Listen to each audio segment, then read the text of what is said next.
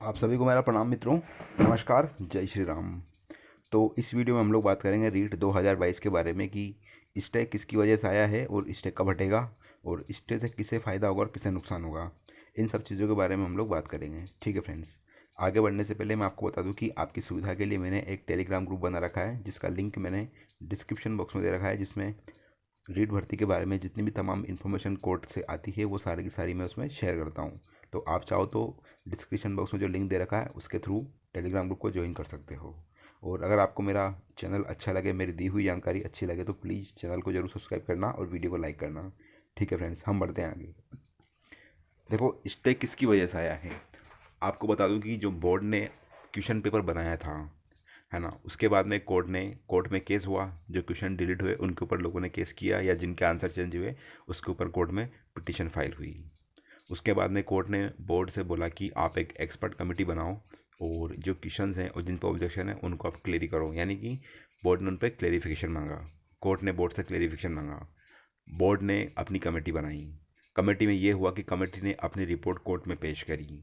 उसके बाद में जो पिटिशनर के एडवोकेट थे, ठीक है, उनके एडवोकेट ने उन क्वेश्चंस को लेकर या बोर्ड की कमेटी को जो थी उसके जो भी उन्होंने सबमिट किया कंटेंट जो भी था उसको लेकर के पिटिशनर के एडवोकेट ने कोर्ट में आर्ग्यूमेंट किए, है ना।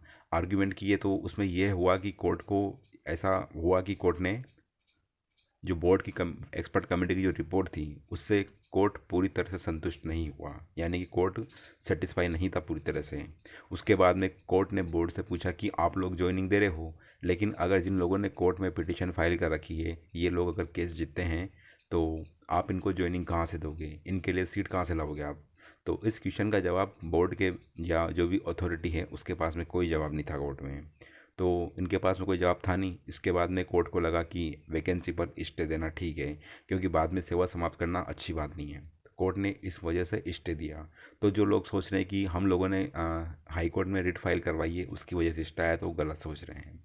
इसके लिए बोर्ड ही जिम्मेदार है। अगर बोर्ड अपना एक अच्छा सा जवाब कोर्ट में पेश करता जिससे कोर्ट सेटिस्फाई होता तो डेफिनेटली भर्ती के ऊपर स्टे नहीं आता, क्योंकि इससे पहले कोर्ट में भी एक भी सुनवाई नहीं हुई थी, मतलब आर्ग्यूमेंट एक बार भी नहीं हुए थे। 30 नवंबर को आर्ग्यूमेंट थे। उस आर्ग्यूमेंट में कोर्ट को ऐसा ये लगा कि कमेटी की रिपोर्ट सही नहीं है और ये लोग लापरवाही बरत रहे हैं, इसलिए कोर्ट ने भर्ती पर स्टे लगा दिया। तो इसकी वजह से जिन लोगों ने पिटीशन फाइल की वो जिम्मेदार नहीं है, बल्कि अधीनस्थ बोर्ड है वो खुद इसके लिए जिम्मेदार है। अगर ये प्रॉपर रिस्पॉन्ड करता कोर्ट में तो कोर्ट इसके ऊपर स्टे नहीं लगाता। कोर्ट ने सीधा सा पूछ लिया कि भाई आप इनकी ज्वाइनिंग कैसे दोगे जब सीटें नहीं बचेगी। तो उसका जवाब बोर्ड के पास में था नहीं, तो स्टे इसके ऊपर आ गया। अब जो लोग बोल रहे हैं कि हमने स्टे लगवाया, तो हमने नहीं लगवाया। ठीक है, कहीं ना कहीं अथॉरिटी ने ही अपनी जगह कमियां रखी है, इसलिए इसके ऊपर स्टे आया है।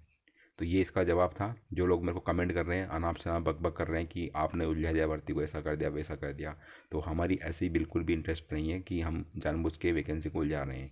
बट जिन लोगों के साथ में गलत हुआ उनके लिए हम लोग आवाज़ उठा रहे हैं।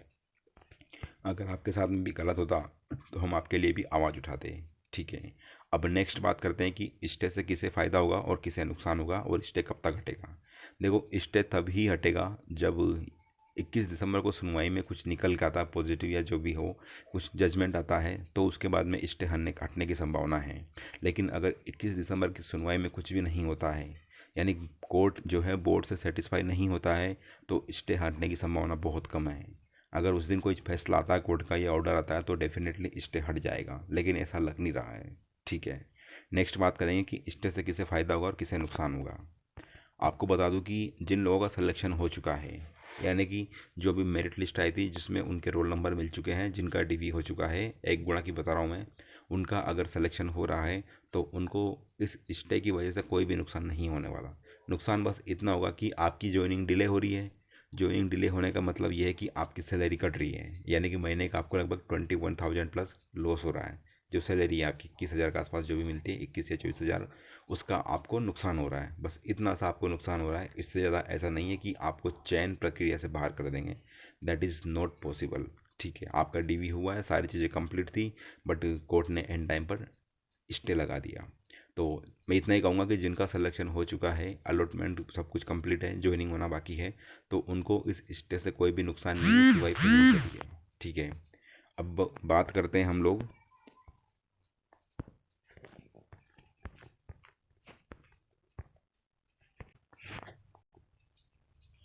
अब हम लोग बात करें कि इस स्टे से किसे फ़ायदा होगा, मतलब किसे नुकसान होगा, ठीक है, या किसे फ़ायदा होगा। देखो, जिन लोगों ने कोर्ट में पिटीशन फाइल करी है उनको नुकसान तो वैसे भी नहीं होगा, क्योंकि वो तो ऑलरेडी चयन प्रक्रिया से बाहर हो चुके हैं, है ना।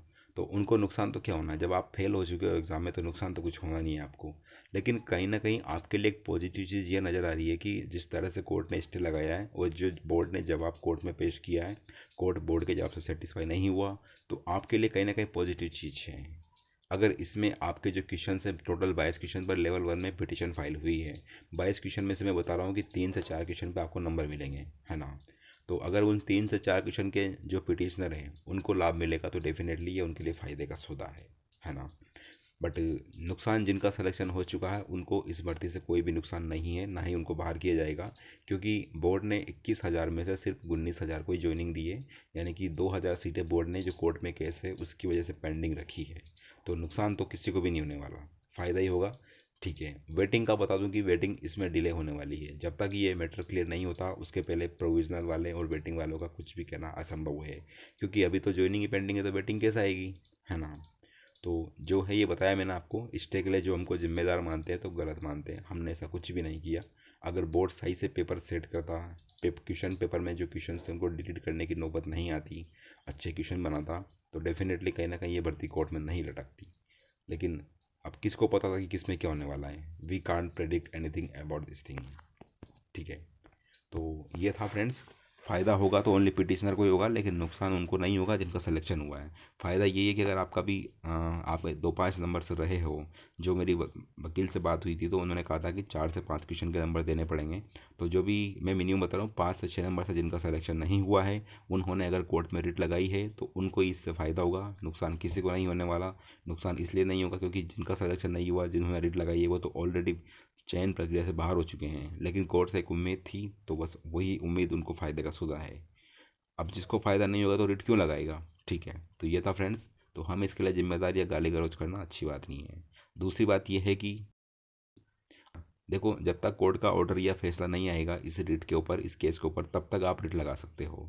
जो लोग बोल रहे हैं कि रिट लगा दी, अब रिट लगाने से क्या फ़ायदा, स्टे आ गया, तो भाई इससे कोई लेना देना नहीं है आपको। जिन लोगों ने कोर्ट में रिट फाइल करी है इसका लाभ या हानि जो भी होगा ओनली पिटिशनर को होगा, ओनली याचिकाकर्ताओं का होगा। जो भी याचिकाकर्ता है इसका लाभ या फ़ायदा सिर्फ उन्हीं को ही मिलेगा, मतलब लाभ या हानि उन्हीं को होगा। जिन लोगों ने कोर्ट में पिटिशन फाइल नहीं करी उनका इस कोर्ट केस से कोई लेना देना नहीं है। मैं बता रहा हूँ, अगर आप 2-5 नंबर से आपका सिलेक्शन नहीं हुआ है, आपको लगता है कि आपका सिलेक्शन हो सकता है, तो आप रिट लगा सकते हो, और हम 10 तारीख को कोर्ट में रिट लगा रहे हैं। उसके पहले आप मुझे बता सकते हो, 10 तारीख के बाद में मैं आपकी कोई भी हेल्प नहीं कर पाऊँगा, ठीक है। 15 तारीख तक आपका नाम ऑनलाइन शो हो जाएगा, ऐसा मैं कह सकता हूँ। तो यही था फ्रेंड अभी के लिए, हमें ब्लेम मत करना, गाली गलौज करना अच्छी बात नहीं, गाली गलौज करना मुझे भी आता है, ठीक है फ्रेंड्स। तो मिलते हैं नेक्स्ट वीडियो में। अगर आपको पूरी डिटेल या जो भी कोर्ट से लेटेस्ट इन्फॉर्मेशन चाहिए रीड के बारे में, तो टेलीग्राम ग्रुप को जरूर ज्वाइन करना, उसका लिंक मैंने डिस्क्रिप्शन बॉक्स में दे रखा है। और अगर आपको मेरी दी हुई जानकारी अच्छी लगे तो प्लीज़ चैनल को जरूर सब्सक्राइब करना और वीडियो को लाइक करना। वीडियो वॉच करने के लिए थैंक्स। आई विश की आपके जीतें, आपकी ज्वाइनिंग हो। Have a great day and all the very very best, and God bless you all. Thanks for watching the video.